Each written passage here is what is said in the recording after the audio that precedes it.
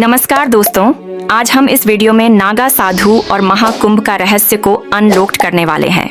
महाकुंभ एक ऐसा धार्मिक पर्व जो न केवल भारत बल्कि पूरे विश्व में सबसे बड़ा आयोजन माना जाता है और महाकुंभ की आत्मा है नागा साधु। शरीर पर भस्म, हाथों में त्रिशूल और आंखों में गहरा तप। लेकिन क्या आप जानते हैं ये नागा साधु कौन होते हैं? कैसे ये साधारण इंसान से योगी और धर्म के रक्षक बनते हैं? और क्यों महाकुंभ इनके लिए इतना महत्वपूर्ण है? आज की इस खास वीडियो में हम आपको बताएंगे नागा साधुओं का इतिहास और परंपरा, नागा साधु बनने की कठिन प्रक्रिया और महाकुंभ में उनकी विशेष भूमिका। तो वीडियो को अंत तक जरूर देखें, क्योंकि इसमें आप जानेंगे वो बातें जो शायद ही किसी ने आपको बताई हो। नागा साधुओं का परिचय। नागा साधु, ये नाम सुनते ही हमारे मन में एक रहस्यमय छवि उभरती है। ये साधु न केवल तपस्वी होते हैं बल्कि सनातन धर्म के रक्षक भी हैं। उनका पूरा जीवन भगवान शिव के चरणों में समर्पित होता है। लेकिन नागा साधु का अर्थ केवल शरीर पर भस्म लगाना और कपड़ों का त्याग करना नहीं है, बल्कि यह त्याग, तपस्या और संन्यास का प्रतीक है। नागा साधुओं की परंपरा करीब 8वीं सदी में शुरू हुई,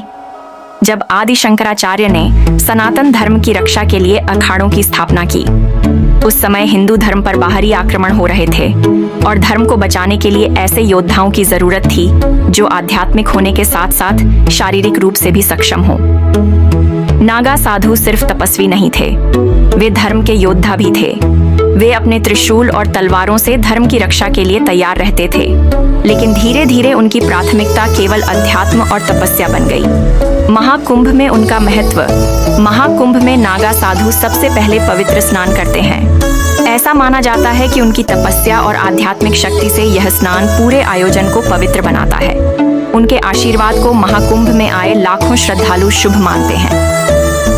नागा साधु बनना बेहद कठिन है। ये सिर्फ एक धार्मिक यात्रा नहीं, बल्कि जीवन का पूर्ण त्याग और खुद को भगवान शिव के चरणों में समर्पित करने का एक व्रत है। साधारण व्यक्ति नागा साधु बनने के लिए कई सालों तक कठिन साधनाएं करता है। आइए जानते हैं उनकी दीक्षा प्रक्रिया। दीक्षा प्रक्रिया। सबसे पहले नागा साधु बनने वाला व्यक्ति एक गुरु के पास जाता है। गुरु उसे ब्रह्मचारी के रूप में दीक्षा देते हैं। इस चरण में साधक को अपने पुराने जीवन का पूरी तरह से त्याग करना होता है, परिवार, धन और यहाँ तक कि अपना नाम भी। दीक्षा के दौरान साधक का सिर मुंडाया जाता है और उसे नए नाम से पुकारा जाता है। ये प्रतीक है कि उसने अपने पुराने जीवन को पूरी तरह से छोड़ दिया है। कठिन साधनाएं और तपस्या। इसके बाद साधक कई सालों तक कठोर तपस्या करता है। उसे जंगलों, गुफाओं या अखाड़ों में रहना पड़ता है। इस दौरान उसे कठिन साधनाएं करनी होती हैं, जैसे ठंडे पानी में ध्यान लगाना, बिना कपड़ों के भयंकर सर्दी और गर्मी को सहन करना।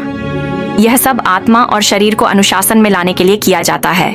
नागा साधु विभिन्न अखाड़ों से जुड़े होते हैं। अखाड़ा उनका आध्यात्मिक और सामाजिक केंद्र होता है। सबसे प्रमुख अखाड़ों में जूना अखाड़ा, निरंजनी अखाड़ा और महानिर्वाणी अखाड़ा शामिल है। हर अखाड़ा नागा साधुओं को मार्गदर्शन देता है और उनके जीवन के नियम तय करता है। महाकुंभ और नागा साधु। महाकुंभ का महत्व। महाकुंभ केवल एक धार्मिक आयोजन नहीं, बल्कि आत्मा की शुद्धि और मोक्ष प्राप्ति का पर्व है।